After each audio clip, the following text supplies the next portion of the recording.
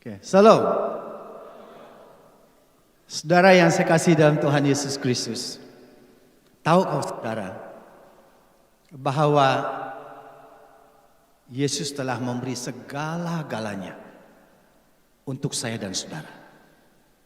Dan itulah kasih Allah yang terbesar. Yang hari ini kita bersyukur dan selayaknya kita kembalikan segala pujian dan syukur kita kepada Tuhan. Karena itulah segala-galanya yang Dia telah beri kepada dunia ini. Termasuk saya dan saudara yang tidak layak, tapi dilayakkan Tuhan hari ini. Amin. Boleh kita berdiri semua? Kita sebut haleluya sampai 3 kali sebagai tanda kesyukuran kita. Ucapan terima kasih kita kepada Yesus yang telah memberi semuanya sebagai tanda kasihnya kepada dunia. Amin. Haleluya 3 kali. Setelah itu kita tepuk tangan kalau itulah yang terkuat pada tahun ini. Boleh? Haleluya. 1, 2, 3. Haleluya. Haleluya. Haleluya. Beri kemuliaan yang tepuk tangan untuk Tuhan Yesus. Haleluya. Haleluya. Terima kasih Tuhan. Terima kasih Yesus Kristus. Haleluya. Wow. Silakan duduk.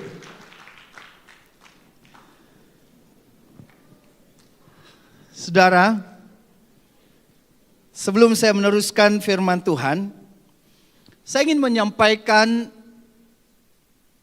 banyak terima kasih kepada pengurus daerah kita yang telah mempercayakan kami untuk hadir bersama dengan kita dalam perayaan Paskah kita pada tahun ini di daerah Bintulu. Merupakan satu penghargaan yang besar sebagai hamba Tuhan kami menerima dan terima kasih banyak. Dan kami sama seperti kita, tidak ada kelebihannya, tapi hanya satu kita percaya Tuhan mempercayakan kita untuk menyampaikan message-nya untuk daerah Bintulu pada tahun ini. Dan message yang khusus. Itu sejak keistimewaan yang ada yang Tuhan beri kepada kita. Amin. Dan salam dari pusat kita BM yang ada di Miri. Daripada Pak Presiden yang hari ini berada di Longbameng. Dalam Paskah di 3 daerah kawasan di Longbameng pertemuan mereka.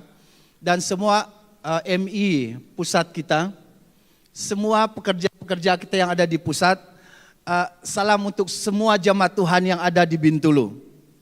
Dan terima kasih karena telah mendoakan kita selama ini, walaupun dalam berbagai macam bidang pelayanan tugas yang harus diambankan untuk melaksanakan visi Allah sebagai satu misi gereja yang perlu dimiliki oleh daerah-daerah di seluruh BM kita di Sarawak ini.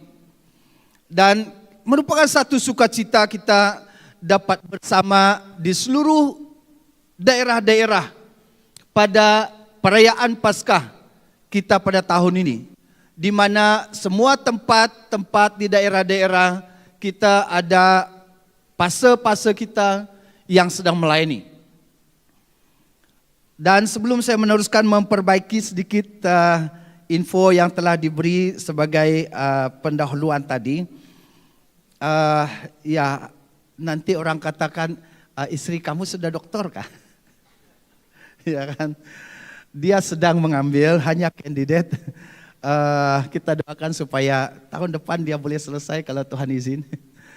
Ya jadi itu hanya perbaikan ya.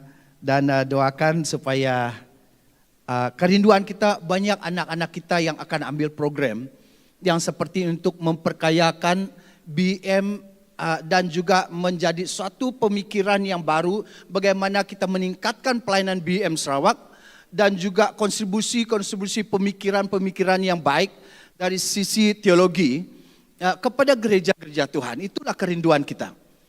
95 tahun BM wujud di Pulau Borneo. Pasti ada yang baru yang Tuhan akan perbuat.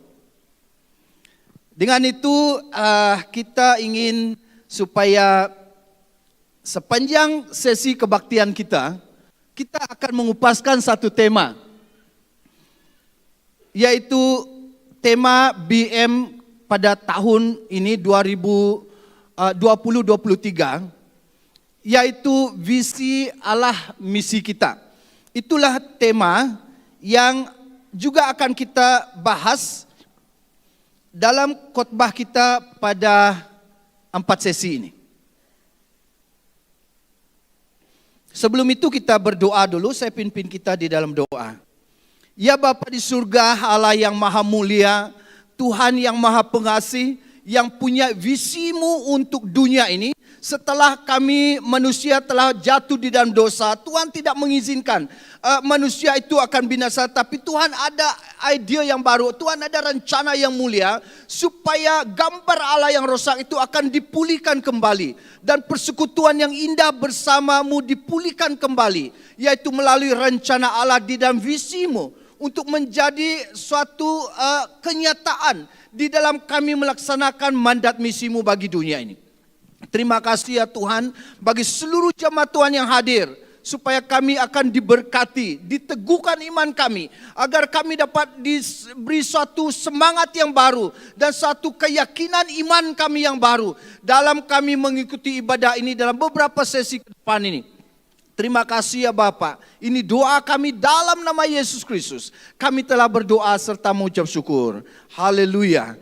Amin. Amin. 5 ataupun 6 tahun yang lalu, 5 tahun yang lalu, saya juga pernah berkhotbah untuk Paskah kita di sini. Siapa yang masih ingat? Tahun 2018. Saudara, kamu tahu apa yang terjadi? Kesaksian sedikit, saya dalam keadaan sakit. Hampir 3 tahun saya sakit. Dan saya tahu saya lemah. Dan karena tugas saya harus pindah dari Lawas ke Miri. Dan saya diminta untuk khotbah di sini. Saya tahu saya lemah. Dan pada pagi sebelum saya berangkat dari Miri, saya berdoa dengan Tuhan pagi-pagi. Tuhan, kata saya, Engkau tahu saya sakit. Saya lemah. Kalau kondisi saya begini terus menerus, bagaimana saya dapat melayani semaksimal mungkin? Pada pagi itu saudara, Tuhan berbicara kepada saya, Henry, hari ini juga engkau sembuh. Saya diam. Apakah ini emosi saya? Ataupun apakah ini Tuhan yang berbicara? Dan saya mendengar sangat jelas, dia katakan, Henry, sekarang ini engkau telah sembuh, pergilah. Dan saya berdiam diri, saya memuji Tuhan. Kalau kita mempunyai suatu intimasi dengan Tuhan, mendengar Tuhan berbicara kepada kita secara pribadi, kita tidak dapat bertahan. So I was crying and crying. And I told God, thank you Lord, thank you Jesus. Terima kasih Tuhan karena saya tahu hari ini saya sembuh, sekarang saya sembuh. Dan saya akan bersedia pergi ke Bintulu. Dan dari hari itu sampai sekarang, saya telah mendapat kesembuhan dari Tuhan. Dan itulah kebaikan Yesus yang kita isiharkan hari ini. Dia telah memberi segala-galanya untuk saya dan saudara. Dan menjadi orang Kristen, janganlah kita hanya menjadi orang Kristen asal-asalan, hanya mengikut. Nah, ini bahaya nih. Orang Kristen yang asal-asalan itu suka menjadi orang Kristen yang senggol-senggolan. Dan itu akan mengakibatkan kerusakan. Tetapi jadikanlah orang Kristen yang sungguh-sungguh mengenal bahwa Tuhan sedang menyertai dan berbicara kepada saudara. Karena dia telah memberi segala-galanya. Apa yang kita minta akan diberi oleh Tuhan. Dan itulah kebaikan Yesus yang kita isiharkan dalam perayaan Paskah pada tahun ini. Amin. Saya masih ingat satu ketika buat tentangan di sini. Saya tidak tahu. Beberapa bulan kemudian saya ketemu dengan seorang bapak. Dia katakan begini. Anak saya ikut kebaktian di Bintulu masa itu waktu kamu khotbah. Saya tidak tahu. Dan sebenarnya dia sakit. Dan dia gunakan banyak uang setiap bulan pergi rumah sakit. Dan waktu dia hadir dalam kebaktian itu dan mengikuti tentangan, hari itu juga dia sembuh. Dan mulai hari itu dia tidak ke rumah sakit, kata dia. Saya tidak tahu saudara itu ada di sini kah tidak. Saya tidak sebut nama dia. Bapak dia yang jumpa saya. Dan itu kuasa Tuhan Yesus yang kita isiharkan. Dan itu membuat kita menjadi orang Kristen, menjadi hamba Tuhan yang yang sangat optimis, bahwa sangat bersemangat bahwa Tuhan Yesus itu hadir dan nyata dan melakukan mukjizatnya sampai hari ini dan selama-lamanya. Amin. Itulah yang kita khotbahkan, itu yang kita isiharkan. Tetapi baru-baru ini juga kadangkala gereja-gereja ini nakal, Pak. Mereka katakan, guru, tadi malam pukul 12 lebih saya pikir. Guru, bagaimana kebaktian Paskah? Kalau hari Jumat itu semua sedih-sedihkah? Kan lucu. Bagaimana dengan muda-mudi yang sudah latihan ini? Hari Jumat itu harus diam-diam. Masuk diam-diam dengan sedih. Kata saya, iya, itu penerapan masing-masing, tapi jangan terlalu literal. Jangan terlalu harafiah. Ya kan? Seharusnya setiap hari Paskah kita harus bersuka cita karena Yesus telah menunaikan tugas misinya lebih 2000 tahun yang lalu yang kita rayakan hari ini. Dan kita harap supaya hari ini mereka bersuka cita. Haleluya. Dan itulah keunikan dan dinamisitasnya bergereja kita BM. Baik, kita terus dengan firman Tuhan yang saya ingin sampaikan.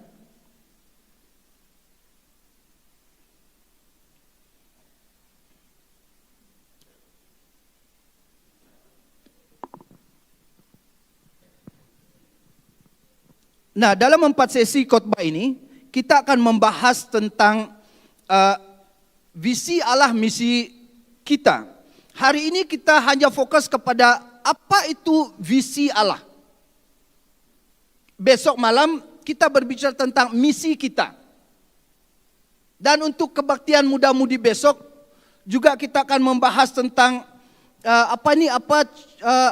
makna kebangkitan Yesus, kematian dan kebangkitan Yesus bagi generasi muda di era 5.0. Kita akan membahas tentang apa itu 4.0 dan 5.0. Ini cabaran, ini realiti yang dihadapi oleh anak muda. Jadi anak muda datanglah besok. Kita akan membahas topik ini menarik. Dan besok juga kita membahas tentang misi Allah. Dan juga hari Minggu kita akan membahas tentang apa peranan BM dalam menunaikan visi dan misi Allah ini. Dalam usia BM ini 95 tahun. Di mana kita? Apa peranan kita dalam era yang saya sebut yang global church? Gereja yang yang global tetapi kita setting kita lokal. Ini yang kita akan bahas. Jadi malam hari ini kita lihat berbicara tentang Paskah. Hari ini merupakan hari yang baik. Berita baik yang kita sampaikan bahwa hari ini seluruh dunia merayakan Paskah. Merupakan hari tanda kasih Yesus yang telah dicurahkan kepada dunia ini. Namun perayaan Paskah merupakan perayaan utama orang Yahudi sejak awal. Dilihat secara etimologinya, Paskah dalam bahasa Latin itu Pascha. Bahasa Yunani kono Pascha. Dalam bahasa Aram disebut dengan Pascha. Dan dalam bahasa Ibrani disebut dengan Pesach. Artinya semua ini adalah berbicara tentang to pass over or to spare. Dengan arti, pada masa itu rumah orang Ibrani dilewati dan anak-anak sulung orang Mesir dibunuh. Apabila Tuhan Allah melalui Musa memberitahu tentang tulah yang ke-10. Terjadi di antara orang Mesir pada masa itu. Nah, perayaan Paskah ini juga memperingatkan pembebasan orang Ibrani pada masa itu dari perbudakan di Mesir.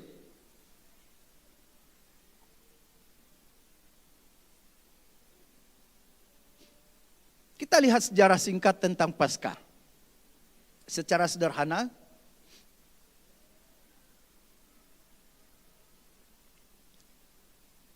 perayaan Paskah dirayakan selama 1 minggu pada masa dahulu, di mana semua orang akan pergi keluar ke padang dan tinggal di dalam pondok ataupun tinggal di dalam satu rumah yang dibuat oleh mereka, dan mereka hanya makan roti tidak beragi.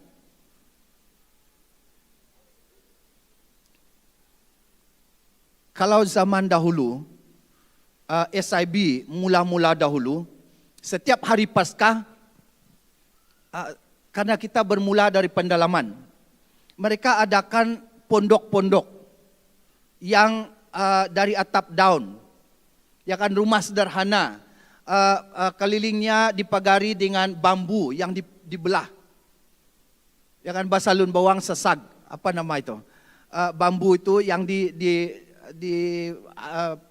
buat begini, lepas itu dibuka, itu jadi dinding. Dan mereka akan makan di sana, mereka tinggal di sana selama hampir 1 minggu. Kebaktian di sana, dan saya masih ingat semua akan yang sangat terkenal masa itu, semua orang bawa tap besar tuh. Karena setiap sidang akan buat kesaksian, nyanyian. Pendek khotbah, banyak panjang kesaksian. Kalau 20 sidang, 20 kalilah buat kesaksian. Dan kamu lihat semua orang yang bawa tape recorder itu semua berbaris di depan. Ya kan? Kalau mau nyanyi mereka 1, 2, 3 tekan record. Semua pakai itu. Dan selesai kebaktian semua pasang yang sama di dalam camp-camp mereka. Itu yang terjadi dulu. Anak muda sekarang tidak tahu itu mungkin. Ya sorry lah, tidak ada itu zaman masa itu.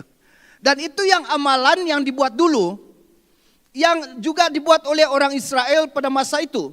Dan mereka akan makan roti tidak beragi. Menandakan bagaimana keadaan waktu Tuhan mengarahkan mereka keluar dari tanah Mesir, mereka tidak sedia untuk membuat persiapan yang baik. Dan apa yang ada mereka sediakan sebagai ration mereka dalam perjalanan.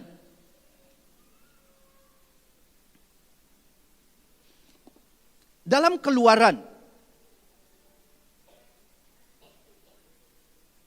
pasal yang ke-12 ayat 42 sampai 51.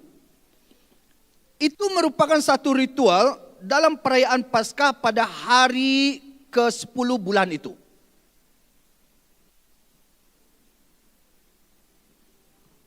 Di mana setiap keluarga juga akan mengambil sebagai satu peringatan mereka, setiap kali mereka mengadakan Paskah, setiap keluarga akan mengambil seekor domba berumur setahun atau anak kambing yang tidak bercacat. Artinya mereka memberi yang terbaik. Dalam rupa anak domba yang berumur setahun ataupun kambing yang tidak bercacat celah. Mereka akan buat sebagai satu acara di mana mereka akan mengoleskan darah binatang itu di alas pintu rumah untuk menghindari tulah.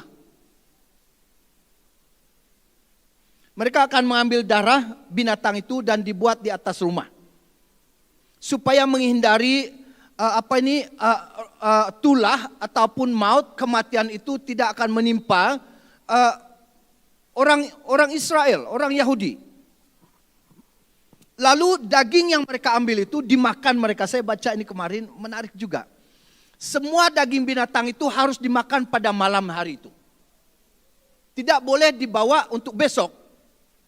Ya, seperti ibu-ibu sekarang ini kan pandai mereka ekonomi kan.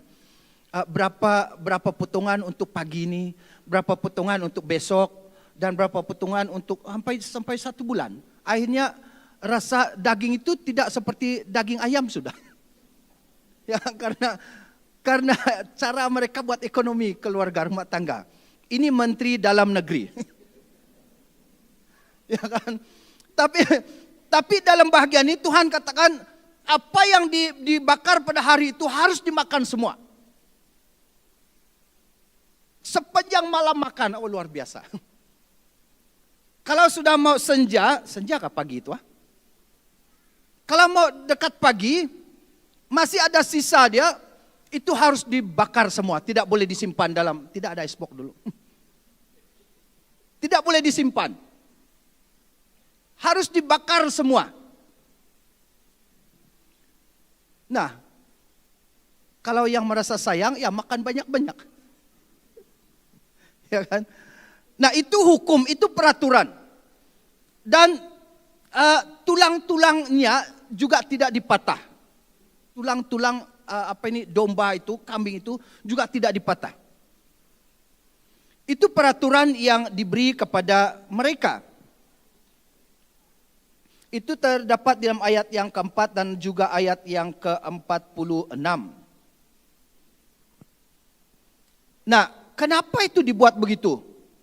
Ternyata itu dibuat sebagai pengkhususan, pengudusan umat bagi Allah. Selain daripada itu sebagai satu peringatan akan penyelamatan yang Tuhan beri, tetapi ini sebagai satu pengkhususan umat Allah dan pengudusan mereka bagi Tuhan. Dengan kata lain, menjadi umat yang dikhususkan, umat yang menjadi umat yang istimewa spesial bagi Allah.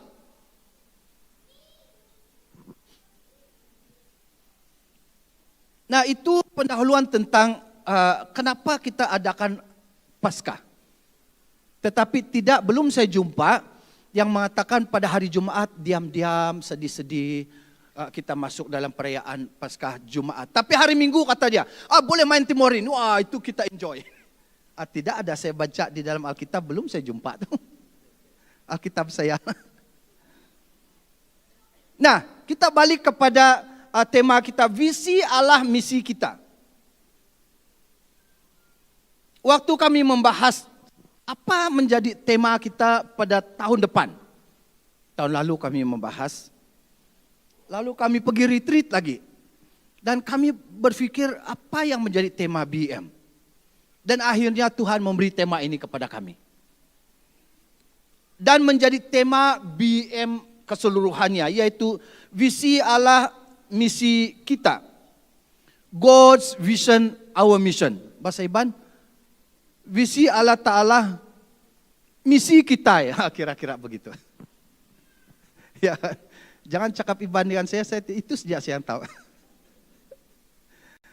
Ya, visi Allah misi kita. God's vision is our mission. Apa yang ada pada Allah, yang akhirnya menjadi bahagian kita. Ini kesinambungan dua akronim, dua perkataan yang disatukan menjadi milik BM yang harus kita sampaikan. Yang menjadi bahagian kita menghasilkan satu movement pada tahun ini.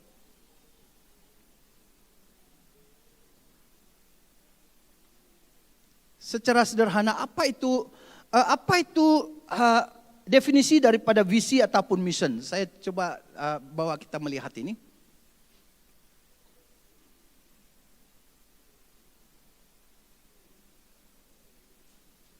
Balik lagi. Oke. Visi itu berbicara tentang wawasan. Dengan kata lain, saya ambil dari satu kamus, dia katakan begini. Visi itu adalah pandangan jauh bagi mencapai matlamat penting sesebuah organisasi atau negara. Ataupun dalam bahasa Inggris, the ability to think about or plan the future with imagination or wisdom. Dan daripada satu terjemahan dia katakan begini. Biblical definition, an encounter with God where He imparts special revelation, often intuitively in dreams or theophanies. God speak directly. Jadi saya lihat dan saya simpulkan begini. Given direction and glimpse over our life to make our goals and purpose become a reality.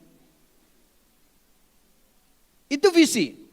Misi adalah tugas khusus yang dipertanggungjawabkan kepada seseorang atau suatu kumpulan ataupun an important assignment given to a person or a group of people. Dalam konteks kita, the calling of a religious organization, especially a Christian, to go out into the world and spread its faith. Itu definisi sedikit tentang apa itu visi dan misi kita. Nah, kita lihat yang pertama. Apa kata Alkitab tentang visi Allah?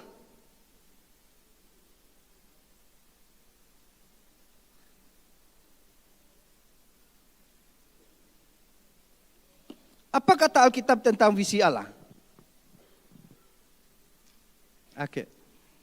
Yang pertama, visi adalah ide dan inisiatif Allah. Saya pikir begini, visi itu adalah ide daripada Allah sendiri dan juga menjadi inisiatif Allah sendiri. Itu visi Allah. Yang satu orang pun, siapa teologian yang terbaik pun tidak dapat mengenal secara menyeluruh apa itu visi Allah. Dan kalau kita boleh katakan, seberani itukah, seberani manakah kita, BM katakan ini visi Allah. Dan sejauh mana kita pernah menggali pikiran Allah. Ya, ini bahasa teologi. Ya kan? Sehingga kita katakan, wow, ini visi Allah untuk BM. Tetapi mari kita lihat, itu bahagian yang akan kita bahas besok juga. Ternyata yang pencetus visi itu adalah Allah sendiri.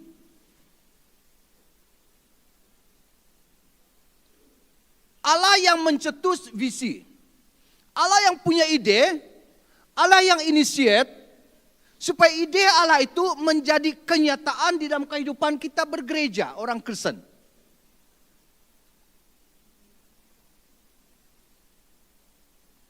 Dan tujuan Allah menyatakan mencetus ide itu, pemikiran itu adalah dengan satu tujuan. Demi penyelamatan umat manusia. Dari mana? Kejadian pasal yang pertama dan pasal yang kedua. Bahwa menjelaskan bahwa visi Allah yang supaya bumi tempat kediaman yang indah dan tentram, di mana Allah tetap menjadi Tuhan bagi segala bangsa. Itu inisiatif Allah, itu kehendak Allah, itu visi Allah. Supaya planet kosmos ini, supaya bumi ini menjadi satu tempat yang indah, menjadi kediaman manusia. Supaya di dunia ini Allah tetap menjadi Tuhan. Dan dia katakan tidak ada yang lain selain Tuhan. Yang mengendalikan, yang mengontrol dunia ini, di dalamnya adalah manusia, individu-individu, saya dan saudara.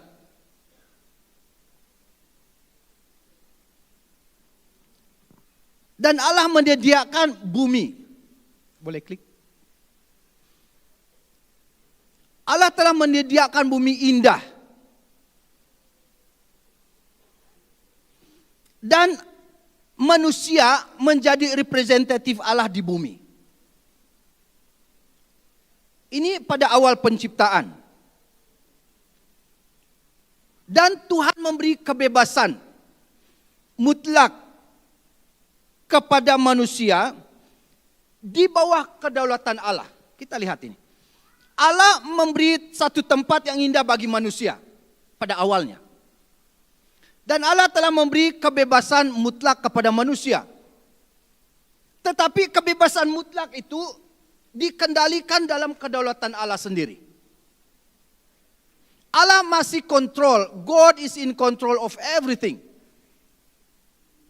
Namun dia memberi kebebasan kepada manusia untuk hidup aman, tentram. Namun saudara, apa yang terjadi, apa yang direncanakan oleh Allah telah rosak akibat dosa. Dosa merosakkan segala-galanya. Saya lihat ada satu gambar di belakang, di depan sana tadi. Itu sebenarnya definisi dosa. Definisi dosa adalah wrong target. Kalau ada arrow kan, bow and arrow, kita target di tengah-tengah sana. Waktu kita lepaskan arrow itu akan melenceng ke tempat lain. Dan itu artinya definisi dosa. Tidak kepada tujuan Allah. Dengan kata lain, tidak kepada sasaran target itu. Nah, apa yang direncanakan oleh Allah, manusia tidak sampai ke sana akibat dosa. Dan itulah dosa. Dan hubungan manusia dengan Allah rosak. Manusia yang adalah gambar Allah itu telah dirosakkan, dipolusi oleh dosa. Dan Allah tidak berdiam diri di sana. Walaupun Allah itu adalah Allah yang adil, Allah yang kudus, dia tidak pernah berkompromi dengan dosa. Akibat dosa adalah maut. Manusia harus menanggung dosa. Tetapi Allah tidak berdiam di sana. Allah mencari jalan bagaimana memulihkan gambar Allah yang ada pada manusia.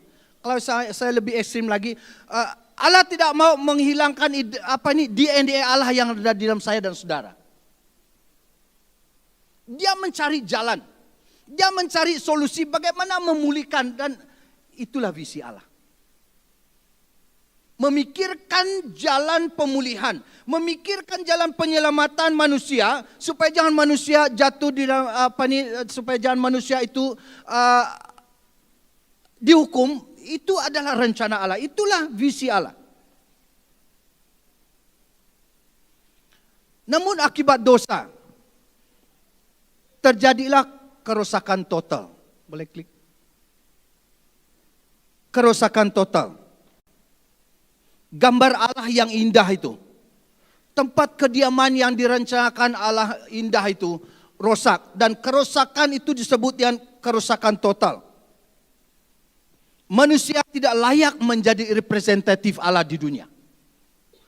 Sepanjang perjanjian lama, visi Allah mau memulihkan gambarnya yang rosak. Dalam diri manusia itu juga gagal.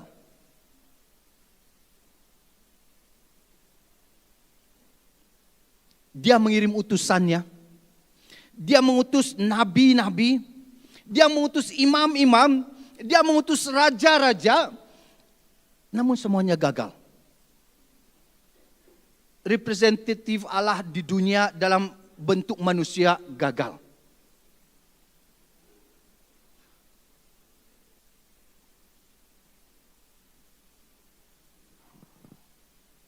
Manusia, klik boleh lagi.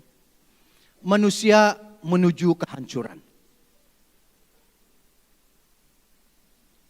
Karena semua manusia telah berdosa dan telah hilang kemuliaan Allah. Karena itu upah dosa ialah maut.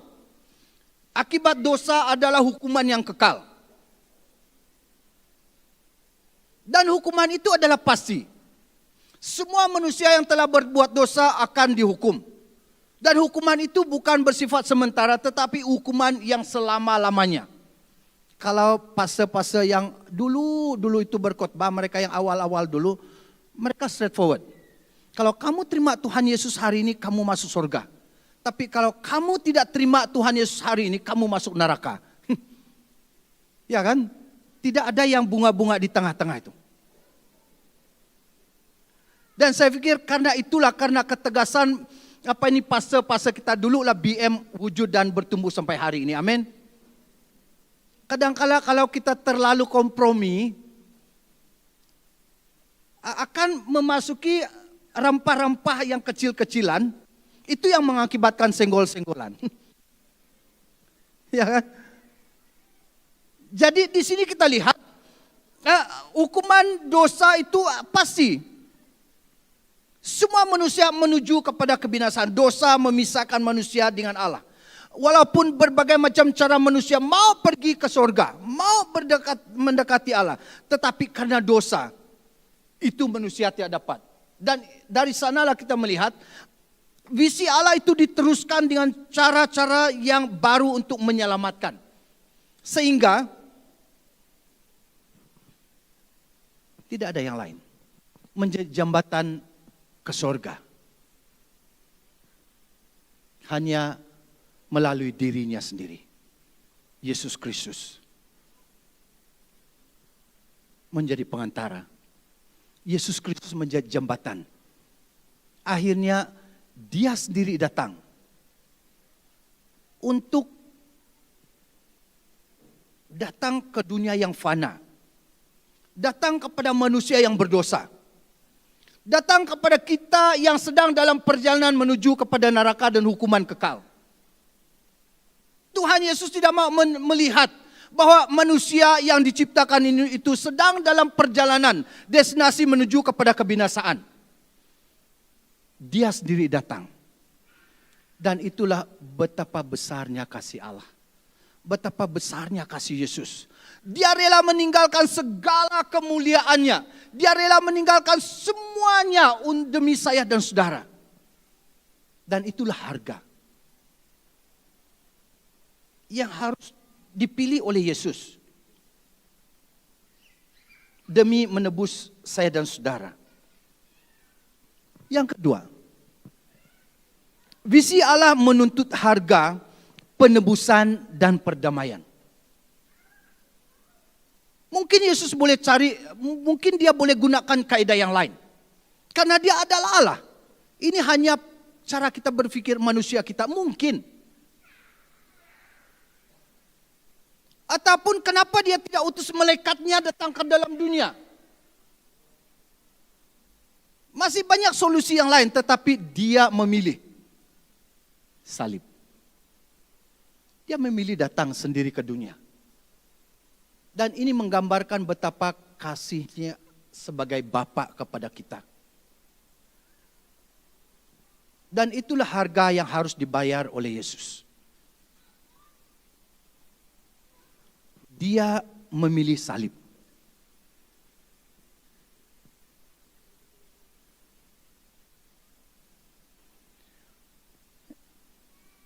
Dia memilih untuk dijadikan dosa walaupun dia tidak pernah berbuat dosa.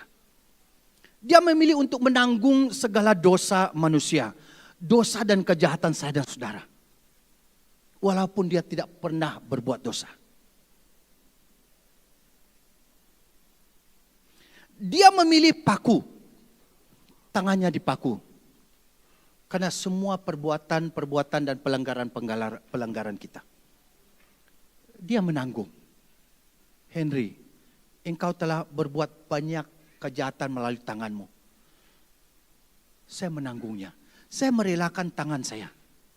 Itulah kasih Yesus kepada saya. Saya tidak tahu saudara, apa yang terjadi, apa yang saudara perbuat dan Yesus memilih untuk merelakan tangannya dipaku.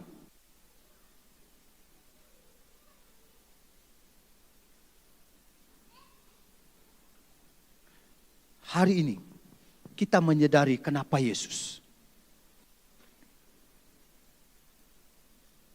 menunjukkan betapa dia menghargai, dia mengasihi kita. Dia tidak mau kita binasa, dia tidak mau kita menderita. Dan dia katakan saya menanggungnya. Saya memilih untuk menanggungnya.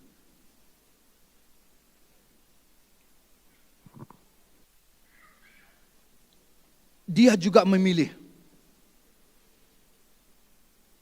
supaya kepalanya dimahkotakan duri.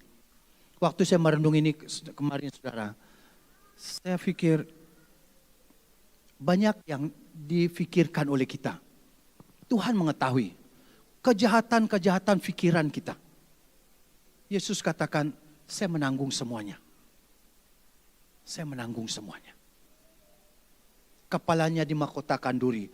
Itu satu penghinaan terhadap Allah yang Maha Kuasa, Allah yang berdaulat, dan diberi mahkotakan, bukan mahkota yang indah tapi mahkotakan duri. Itu penghinaan kepada Yesus, tetapi Yesus katakan saya menanggung penghinaan itu. Bagi saya, bagi saudara, bagi kita semua. Dan juga dia bersedia mati untuk saya dan saudara.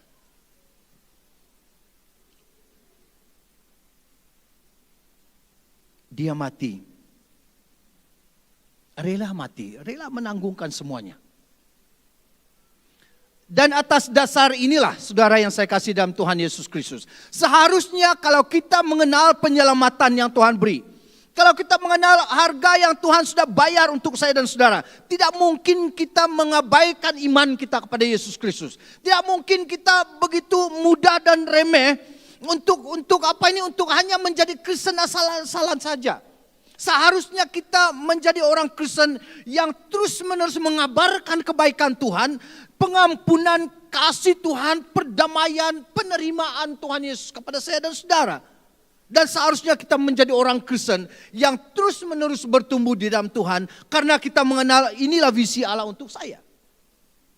Inilah pengorbanan Tuhan Yesus untuk saya.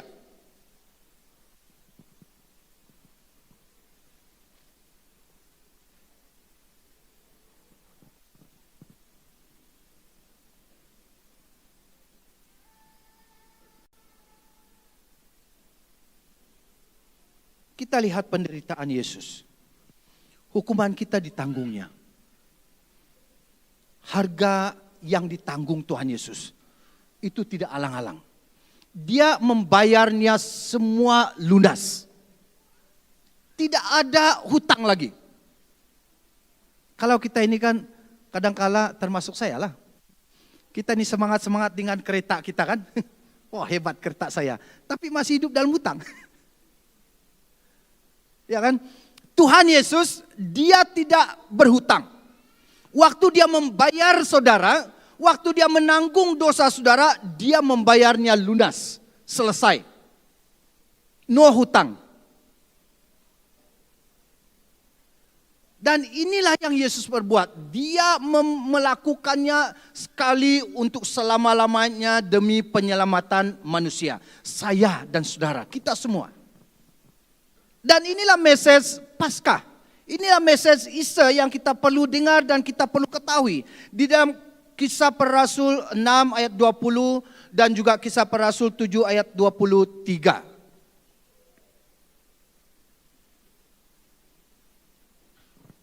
Kematian Yesus menebus kita. Kematian Yesus dengan mencurahkan darahnya. Banyak definisi orang tentang darah Yesus yang keluar. Kemarin saya lihat ada yang mengatakan waktu Yesus, darah Yesus mengalir dari tubuhnya 6.5 liter. Saya pergi ke AI. Ada apps kan AI. Yang ikut kami makan tadi, saya perkenalkan satu apps. Artificial Intelligence tuh. Kamu cari minta sedia dari dia, saya katakan berapa liter darah di dalam diri manusia, kata saya. Baru dia explain. Kalau orang dia besar, kata dia orang kecil sesuai dengan badan orang itu, para dokter yang ada di sini mungkin tahu, lebih tahu. Dan saya dapat info dari AI ya kan, Artificial Intelligence. Dalam apps telepon kita tuh. Dia katakan kalau average dia 5 liters. Tapi ada penterjemah katakan melalui satu referensi dia kata 6.5 liter. Lalu saya pikirkan Yesus itu masa itu badan dia seperti siapa? Nah, darahnya mengalir untuk menyucikan kita. Tubuhnya menguduskan. Tubuhnya yang dipecah-pecahkan, tubuhnya yang dirosakkan demi menguduskan diri kita. Dan juga kematian Yesus mendamaikan kita dengan dirinya sendiri. Wow. Kematiannya, penyalibannya, mendamaikan kita dengan dirinya. Kita lihat di dalam Matius pasal 27 ayat 33 sampai 37 yang berkata begini. Maka sampailah mereka di suatu tempat yang bernama Golgota, artinya tempat tengkorak.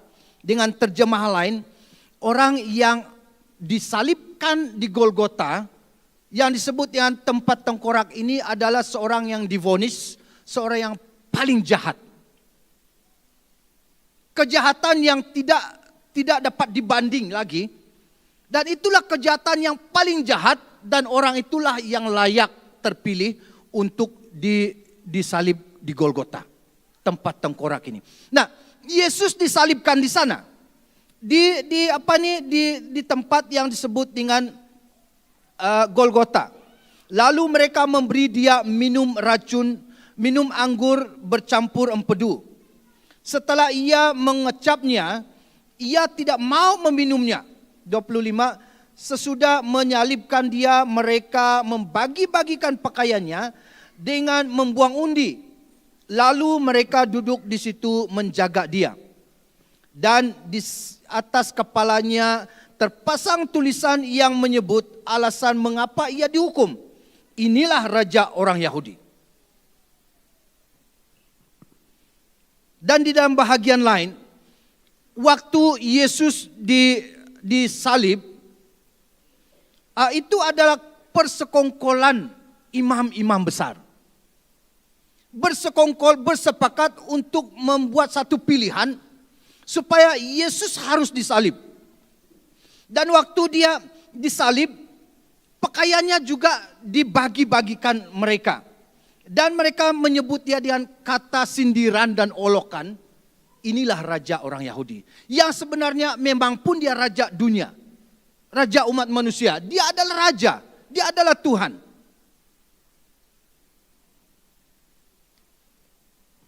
Dan kita lihat seterusnya.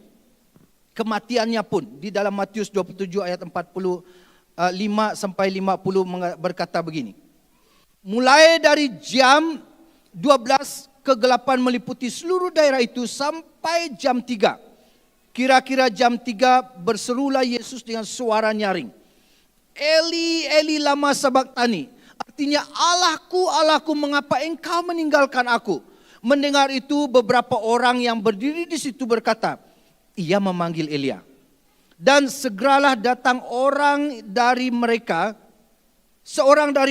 ia mengambil bunga karang, mencelupkannya ke dalam anggur asam, lalu mencucukkannya pada sebatang bulu dan memberi Yesus minum.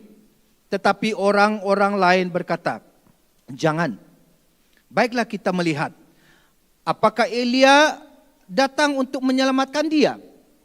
Yesus berseru pula dengan suara nyaring, lalu menyerahkan nyawanya. Itulah skenario bagaimana prosesi penyaliban sampai kematian Yesus. Yang juga kita lihat dalam pendahuluan pembukaan acara kita tadi.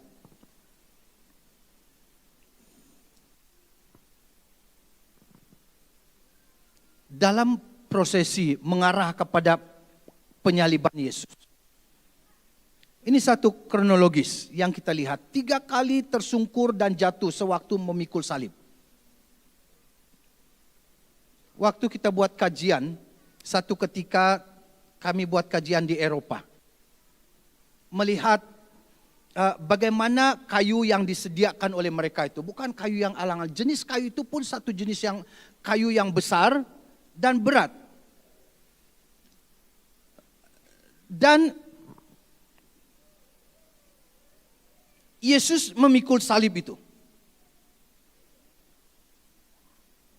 penderitaan Yesus dalam prosesi penderitaan ini sampai kepada penyalibannya selama 17 jam dalam keadaan kehausan. Disebat kurang lebih 350 kali dipukul di rotan. Dan bukan hanya pukul rotan yang begini, tetapi ada klases rotan yang digunakan. Di rotan itu dan di ujung rotan itu ada rotan-rotan kecil juga, dan di ujung rotan itu ada benda yang seperti saw ataupun hook, pancing ikan itu. Dan orang yang dikhususkan harus menggunakan cambuk ini, bagaimana dia mengayunkan dan melepaskan itu ke dalam tubuh orang yang dihukum, dan dipastikan supaya semua ini akan masuk ke dalam daging, dalam tubuh manusia. Dan dengan satu teknik baru dia akan tarik itu supaya merobek tubuh manusia itu. Dan ini adalah satu penghukuman dengan keadaan penderitaan yang luar biasa. Itulah yang ditanggung oleh Yesus. Dicambuk ataupun di rotan, disebat kurang lebih 350 kali. Dan diperkirakan 5.480 luka di tubuh Yesus.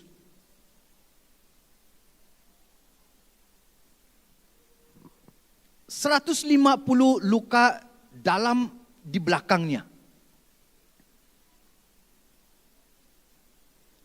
17 luka yang mengoyakkan kepalanya.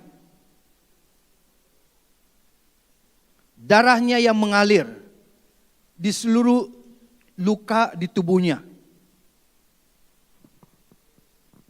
Dan dipantau, diawasi, dijaga, dikawal oleh 350 askar dan tentara, 50 tentara berkuda, mengheret, menarik dan memukul Yesus sepanjang jalan Yerusalem.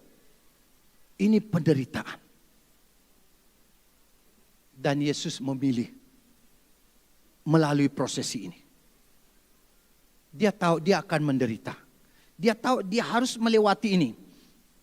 Karena hanya dengan cara itulah satu jalan untuk menyelamatkan manusia.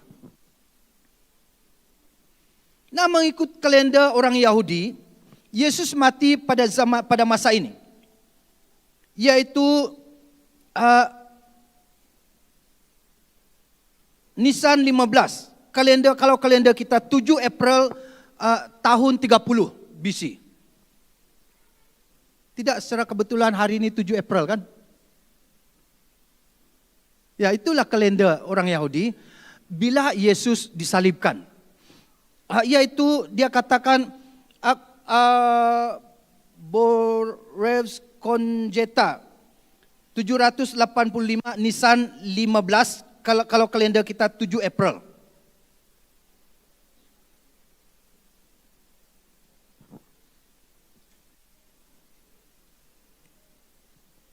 Dan klimaks daripada pengorbanan Yesus adalah loneliness and social isolation. Waktu Yesus menanggung dosa manusia, dia menanggungnya sendiri, loneliness alone. Tidak ada orang yang bersama dia. Murid-muridnya meninggalkan dia. Bapa di surga pun tidak ada bersama dia. Itu satu momen dalam sejarah yang kita lihat Trinity itu tidak bersatu. Allah Bapa, Anak dan Roh Kudus tidak bersatu. Dan dijelaskan oleh Alkitab mengatakan bahwa Yesus sendiri menanggung dosa manusia. Dengan dibuktikan dia katakan, Eli, Eli lama sabachthani, Allahku, Allahku, mengapa engkau meninggalkan aku? Penderitaan, kesunyian, kesendirian yang ditanggung oleh Yesus, bukan saja penderaan, bukan saja penderitaan yang dia tanggung dengan olokan, dengan sabatan, dengan cambukan, dengan diolok, dihina, diludah dan sebagainya, dipaku. Tetapi waktu disalib, saudara, dia menanggungnya sendiri. Dia diputuskan dengan masyarakat. Ini satu penderitaan batin.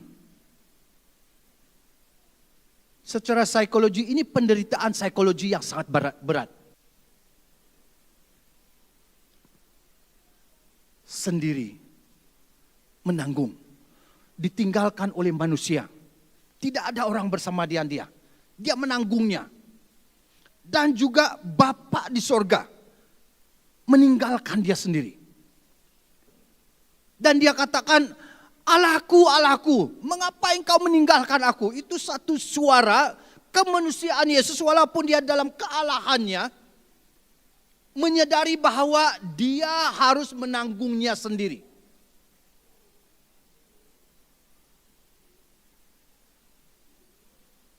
Dan itu sakit. Contoh saja, kalau kita disakiti oleh orang lain ataupun oleh musuh kita masih boleh tenang. Tetapi kalau kita disakiti oleh orang yang terdekat dengan kita, sangat-sangat sakit. Apalagi dalam pelayanan kan. Kadangkala kami pastor ini juga mengalami itu. Kadang-kadang teman yang kita sangat harapkan akhirnya menyakit dan sangat sakit. Kadang-kadang dalam gereja kita mengharapkan ada kesatuan gereja, akhirnya ada juga yang merosakkan, itu sangat sakit. Kalau musuh itu dari dalam, saudara, sangat sakit. Kalau orang yang merosakkan kita dari dalam, sangat sakit. Dan itulah yang dihadapi oleh Yesus. Dia merasa kesunyian, tidak ada orang, tidak ada teman, tidak ada orang yang seperti Petrus, Yakobus, Yohanes yang dekat dengan dia, yang selalu bersama dengan dia. Yang Petrus katakan, kalaupun mereka ini menyangkal engkau, saya tidak akan menyangkal engkau, kata Petrus. Pun pada waktu Yesus menanggung itu, Petrus tidak ada bersama dengan dia. Dan itulah penderitaan. Loneliness. Dan diasingkan daripada masyarakat. Dan akhirnya dia katakan, Eli, Eli lama sabachthani. Allahku, Allahku, mengapa engkau meninggalkan aku?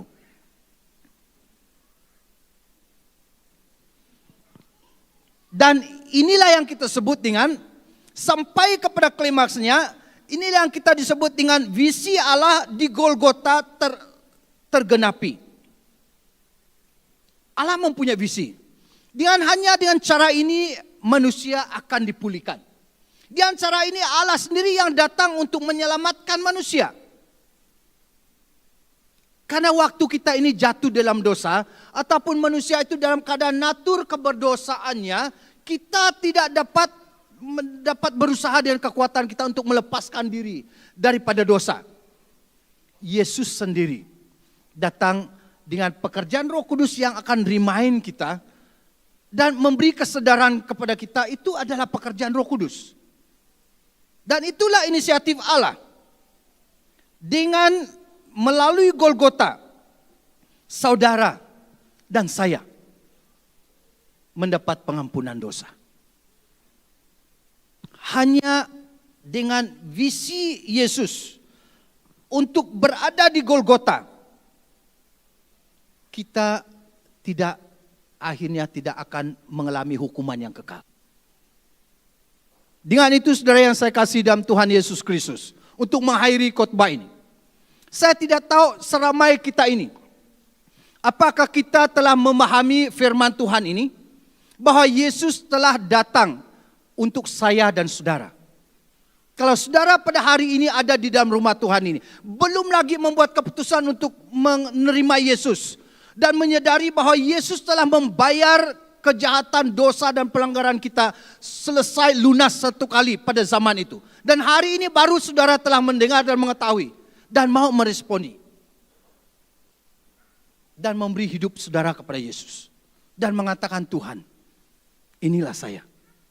Apapun pelanggaran kita, apapun dosa kita, apapun kejahatan kita, hari ini Yesus telah melakukannya 2000 tahun yang lalu untuk kita, supaya kita mendapat hidup yang kekal. Dan itulah message message Paskah yang perlu disampaikan kepada dunia. Yang akan kita kupas besok, apa misi kita. Dan message visi Allah ini supaya saudara akan menerima Yesus apabila saudara meresponi firman Tuhan.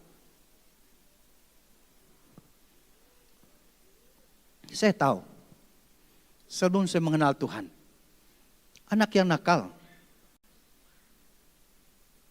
kena kejahatan, selalu tidur di lokap. Betul nih? Hanya diupah untuk mau buat kekacauan. Penjat bangunan yang 3 tingkat, 4 tingkat itu untuk buat kacau dengan orang yang di sana. Dan saya masih tahu, saya sadar sekarang dalam perjalanan, kalaupun bukan Tuhan, sudah lama menjadi almarhum.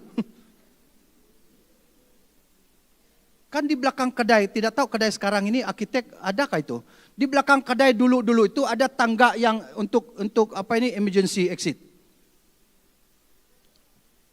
Karena dia tinggi, kamu lompat panjat di sana dan panjat sampai di satu level ada satu besi, bukan besi, semen yang kecil tuh. Kamu harus jalan begini supaya dalam keadaan mabuk tuh. Supaya dapat pergi ke tingkap sana. Dan pecah tingkap dan kacau orang di dalam, marah. Dan supaya ada pergaduhan. Kadangkala hanya diupah dengan 1 botol stout zaman itu. Mahal tuh stout mas 1. Dan saya tahu dalam keadaan yang begini, sekarang saya sadar. Oh Henry kata Tuhan kira-kira. Dan disitulah kasih Tuhan. Tidak membiarkan saya jatuh. Tidak membiarkan saya binasa. Tidak membiarkan saya menjadi almarhum. Tapi dia ada jalan. Ada cara Tuhan untuk menyelamatkan. Supaya apabila kita meresponi kasih Tuhan, seperti hari ini apabila saudara meresponi kasih Tuhan dan memberi hidup saudara kepada Tuhan, Tuhan akan pakai saudara yang luar biasa. Amin. Tuhan akan memberkati saudara dengan berkat Tuhan yang luar biasa. Bukan hanya berkat materi, mungkin berkat kesehatan. Kalau saudara sakit hari ini, Tuhan akan menyembuhkan dalam nama Yesus.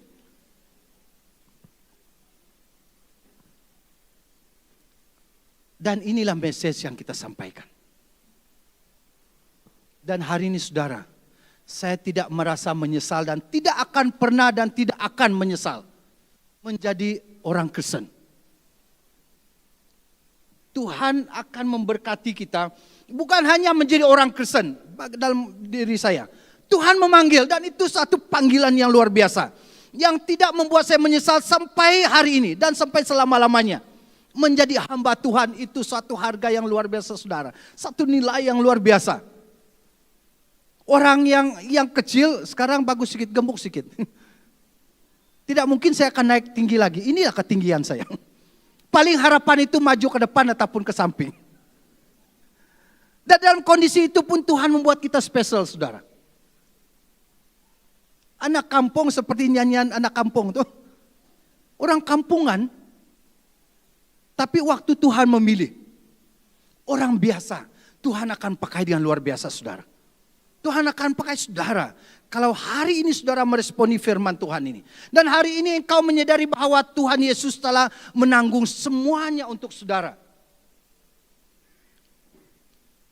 Kita melihat cabaran yang dihadapi oleh dunia. Dalam masa pandemik. Tidak sedikit orang yang depresi. Tidak sedikit orang yang membunuh diri. Tidak sedikit orang yang tidak tahu apa arah tuju hidup mereka. Karena mereka di luar Kristus. Tapi hari ini saudara, kalau sebelum ini engkau tidak tahu kemana arah tuju hidupmu, dan engkau tidak pernah menghargai bahwa ada akhir zaman, ada masa yang seterusnya. Dan kalau engkau tidak menerima Tuhan, kita pasti akan menuju kebinasaan, kekal, hukuman kekal. Dan message inilah menolong saudara. Supaya saudara bertobat dan menerima Yesus. Amin. Dan hari ini juga saudara akan diselamatkan Tuhan. Dan mendapat jaminan hidup yang kekal. Katakan kepada saudara di sebelah kanan kiri saudara, mendapat jaminan hidup yang kekal di dalam Yesus Kristus. Tidak kira siapa di sebelah kanan kiri saudara. Message inilah yang menjadi message Paskah kepada penyelamatan saudara.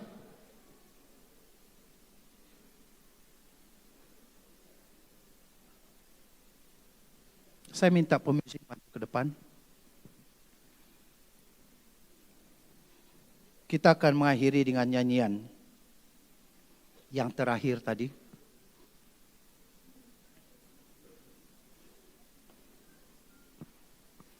Sebelum kita berdoa, jika ada di antara kita yang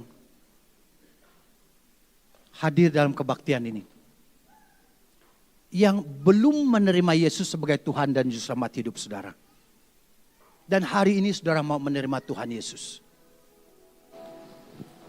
dan mau didoakan,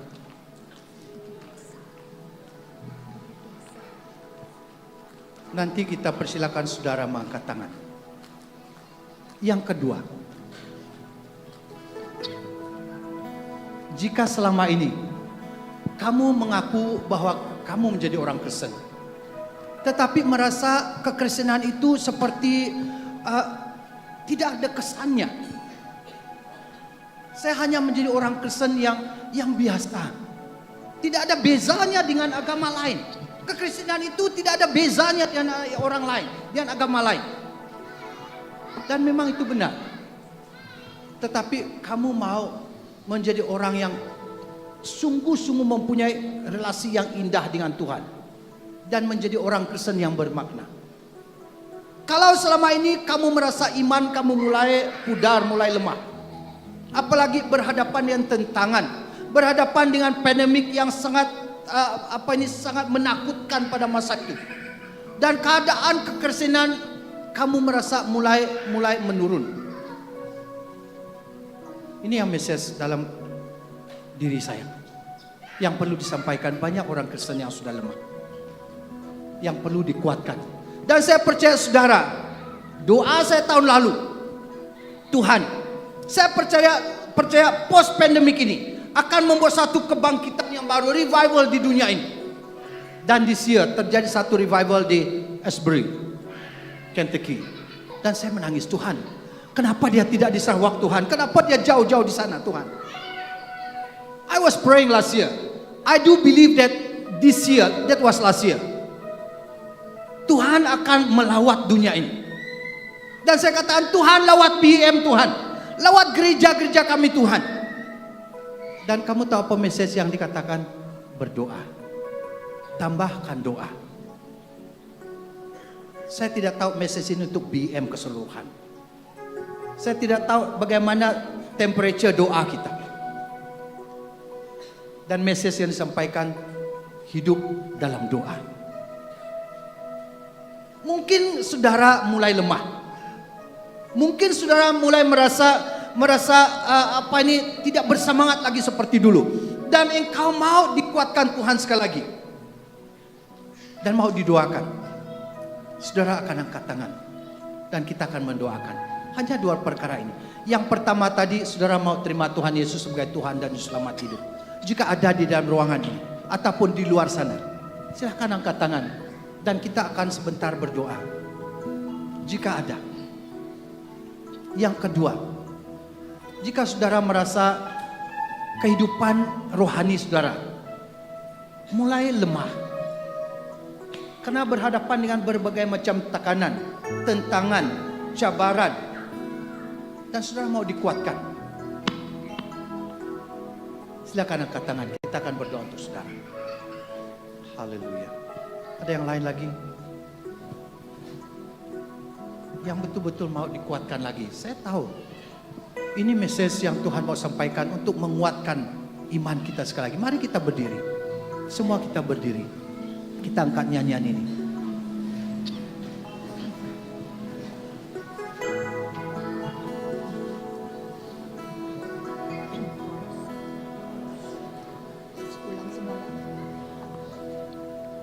Telah kulihat bukti kasih-Mu, Kau menderita gantikanku. Dengan darah-Mu Kau selamatkanku. Kini ku hidup menyenangkan-Mu.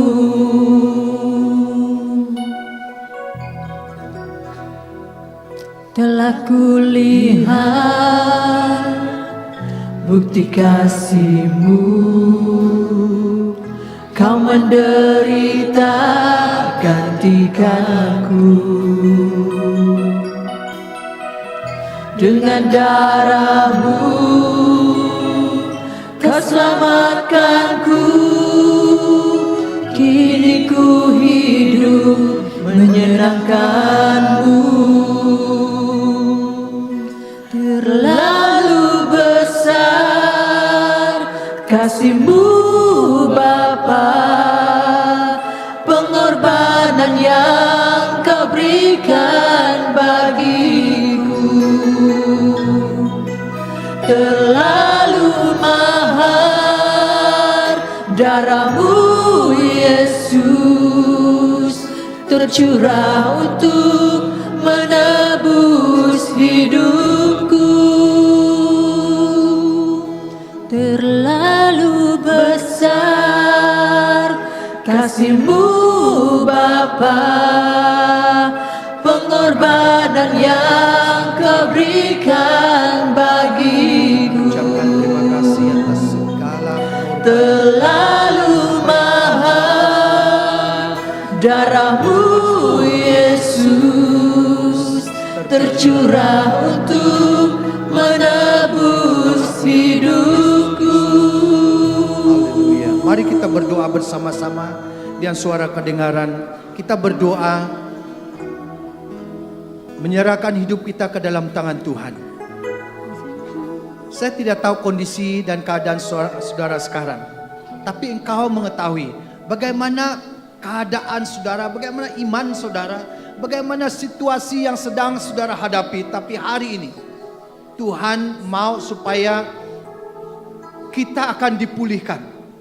Dia akan memulihkan kita, Dia akan membangun kita, membangkitkan kita sekali lagi. Karena Yesus telah menanggung semuanya, lunas, dibayar di kayu salib. Mari kita berdoa. Haleluya. Bapa di surga, Bapa yang kami mulia, Allah yang kami tinggikan di dalam nama Yesus Kristus. Tuhan, terima kasih karena firman-Mu, kesempatan di mana kami telah mendengar message firman-Mu yang telah berbicara kepada kami bahwa Tuhan, Engkau telah menanggung segalanya, dan itulah visi penyelamatanmu, supaya kami tidak binasa melainkan beroleh hidup yang kekal.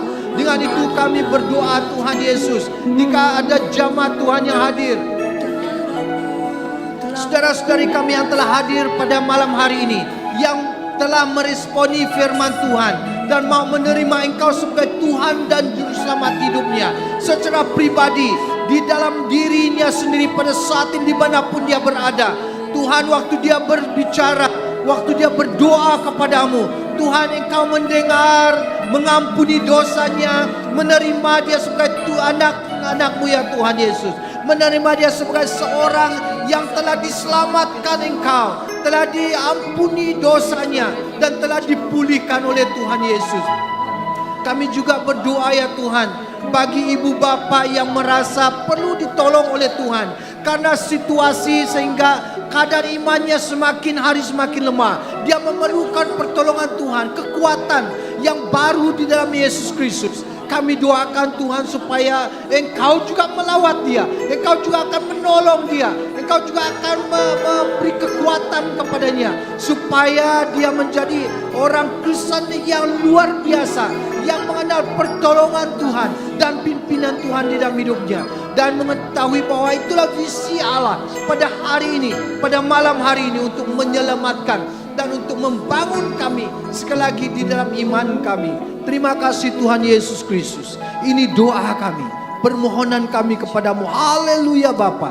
Terima kasih ya Tuhan.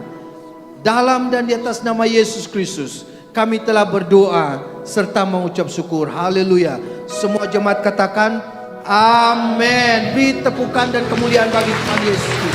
Haleluya. Terima kasih. Dipersilakan duduk.